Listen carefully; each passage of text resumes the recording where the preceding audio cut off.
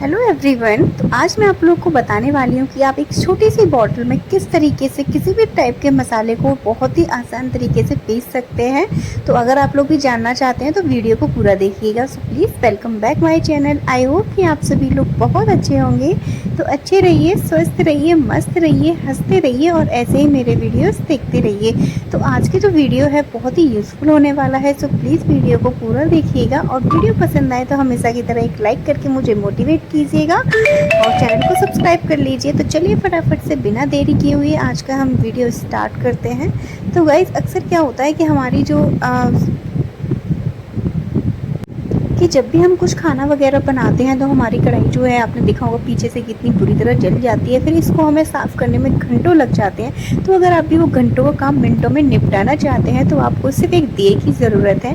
आप एक दिया ले लीजिए और एक कटोरी में पानी रख लीजिए। जब भी आप अपनी कढ़ाई को यूज़ करने जा रहे हो तो उससे पहले आपको ये काम करना है। सबसे पहले आपको मतलब इस तरीके से पानी में डिप करना है दिए को, फिर इसको इस तरीके से चला देना है। ऐसा नहीं है बहुत ज़्यादा मेहनत लगेगी आपकी इसको चलाने में, नहीं। आप जैसा चलाते जाएंगे ना, गीला होगा ना तो बहुत ही आसान तरीके से इस पर एक लेयर सी बनती चली जाएगी। तो बस आपको इसको इस तरीके से घिसना है। जैसे ही हल्का सा ड्राई हो जाए अगेन आपको पानी में थोड़ा सा डिप करना है एंड देन उसके बाद फिर से आपको इसी तरीके से अप्लाई करते चले जाना है। तो इस तरीके से आप पूरे चारों तरफ अच्छे से इसको स्प्रेड कर दीजिए। स्प्रेड मतलब इस तरीके से एक लेयर सी बना दीजिए पतली सी।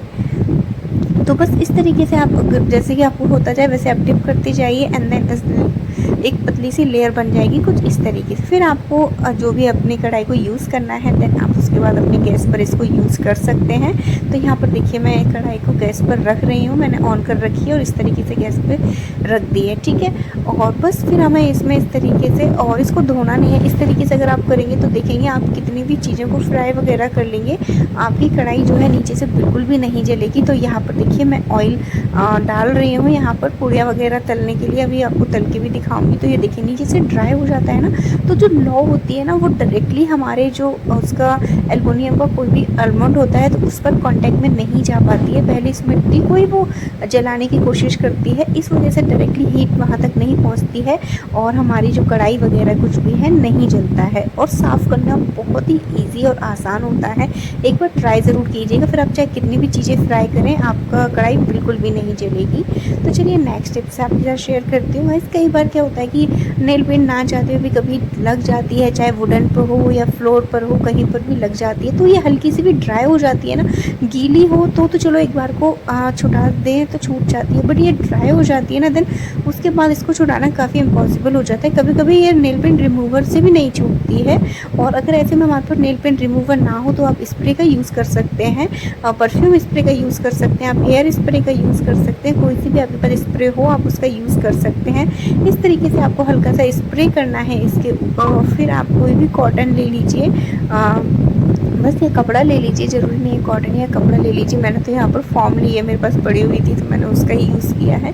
और ये देखिए कितने अच्छे से इजी से क्लीन हो जाता है। तो बस इस तरीके से आपको इसको क्लीन करना है। अगर आप मतलब चाहे लकड़ी पर लगी हो चाहे कहीं पर भी लगी हो, बहुत ही आसान तरीके से ये क्लीन हो जाती है। तो चलिए नेक्स्ट आइडिया है हमारा यहाँ पर ये धूप बत्ती को लेकर।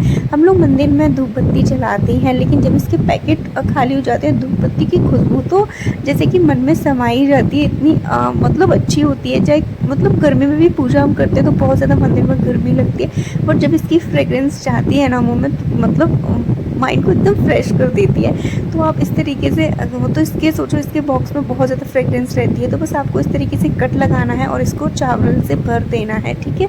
मेरे पास ऑलरेडी 2 लगे हुए हैं इसलिए मैंने इसमें थोड़े से चावल डाले। आप चावल से इसको भर सकते हैं।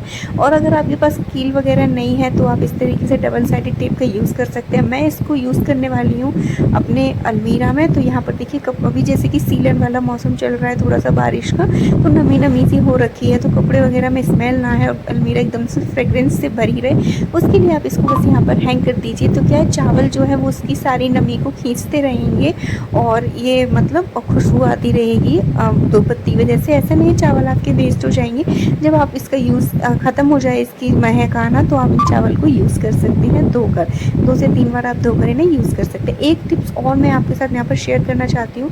जैसे कई बार होता है कि हम लोग कुकर वगैरह में इस तरीके से खाना बनाते हैं तो उसकी फ्लेम को ना फुल कर देते हैं और कई बार फ्लेम है ना पूरी कुकर के ऊपर जाती है, तो आप ऐसा ना करें। फ्लेम को हमेशा नीचे तक तले तक ही एडजस्ट करके रखें, उस मतलब कुकर के ऊपर नहीं आनी चाहिए, अदरवाइज़ कुकर आपका फट सकता है। ऐसा हाल ही में एक हादसा हुआ है, इसलिए मैं ये टिप्स आपके साथ शेयर कर रही हूँ। तो बस इस तरीके से जितना तला है ना आपको उतनी ही इसमें उसकी फ्लेम को रखना है।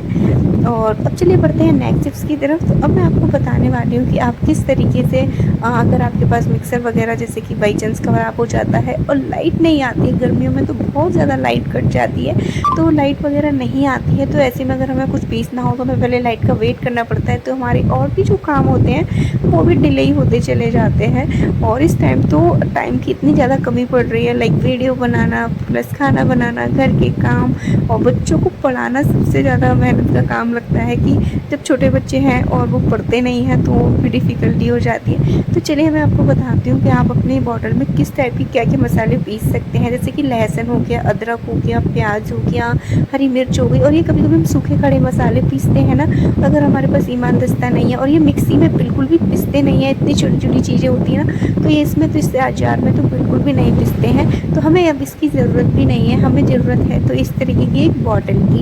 यहाँ पर मैं छोटी वाली सोडा बॉटल ले रही हूँ, आप चाहें तो बड़ी बॉटल भी ले सकते हैं, बट अगर छोटी बॉटल लेंगे तो ज़्यादा अच्छा रहेगा, बिकॉज जो चीज़ हम यूज़ करने वाले हैं उससे ज़्यादा अच्छे से कूटने में इसमें टाइम मतलब अच्छा रहेगा।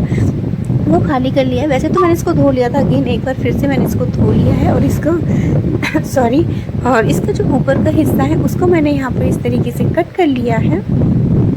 बस इस तरीके से कट करना है और बस हमारा जो भी सामान है, प्याज वगैरह, पहले मैं प्याज पीसूँगी, उसके बाद मैं हरी मिर्च को पीसूँगी। तो मैं सारी प्याज को पहले इसके अंदर फिल कर दूँगी अच्छे से, जो सारी प्याज है अच्छे से फिल कर लूँगी पहले मैं।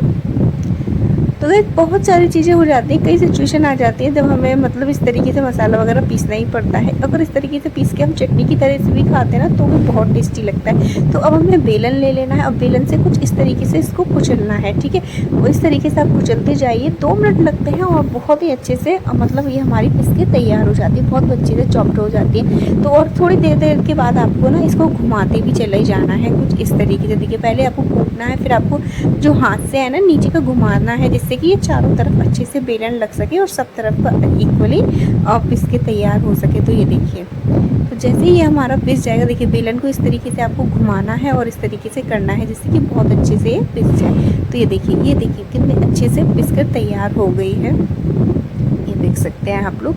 अब मैं यहाँ पर हरी मिर्च को तोड़ कर डाल रही हूँ। तो यहाँ पर मैंने गलती कर दी थी, आप हरी मिर्च को हाथ से मत तोड़िए, बिकॉज गर्मी बहुत ज़्यादा बढ़ रही है, और पसीना वगैरह आता है, हमें ध्यान नहीं रहता और हम इन्हीं हाथों से पोंछ देते हैं, देन फिर से फेस पे इतनी जलन पड़ती है। तो मिर्च को अगर आपको काटना है, हाथ लगाना है, तो आप हरी मतलब उसका यूज़ कीजिए, सीजर वगैरह का, और हाथ अच्छे से धो लीजिए। बस इस तरीके से बेलन को अगेन आपको इस तरीके से घुमाना है और पीसना है। और ये देखिए कितने अच्छे से मतलब पेस्ट बन जाता है। इसी तरीके से आप लहसुन अदरक का भी कर सकते हैं। मैं लहसुन अदरक को भी दिखा देती, बट अभी लहसुन अदरक था नहीं मतलब घर पे, तो फिर मैंने इसको ही दिखाया। बट आप इसको पीसेंगे जब आप ये हरी मिर्च को पीस सकते हैं, तो लहसुन अदरक तो मामूली सी चीज़ें पीस सकते हैं। और इसको फिर आपको वॉश करके रख देना है, अगेन यूज़ में लाने के लिए आप इसको रख सकते हैं। अब बचा ये ऊपर का पार्ट, तो इसे फेंक तो सकते ही नहीं है, तो चलो मैंने सोचा इसका भी कुछ ऑर्गेनाइज़र बना लेते हैं। तो आप पहले तो इसको इस तरीके से चिपका सकते हैं, ठीक है। तो आप ऐसे स्क्रबर बना सकते हैं, लेकिन अगर आपको चिपकाना नहीं है, कोई झंझट वगैरह नहीं करना है, चिपकाते हैं तो वो खुल जाता है बार बार, तो आप इस तरीके से इसको मोड़ के और इसको इस तरीके से निकाल लीजिए इसके अंदर से,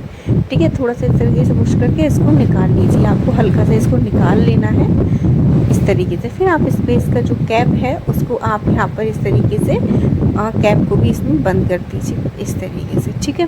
तो ये भी हमारा एक ऑर्गेनाइज़र बनकर तैयार हो गया है। तो आप इससे बहुत सारे अपने बर्तन वगैरह बहुत अच्छे से क्लीन कर सकते हैं।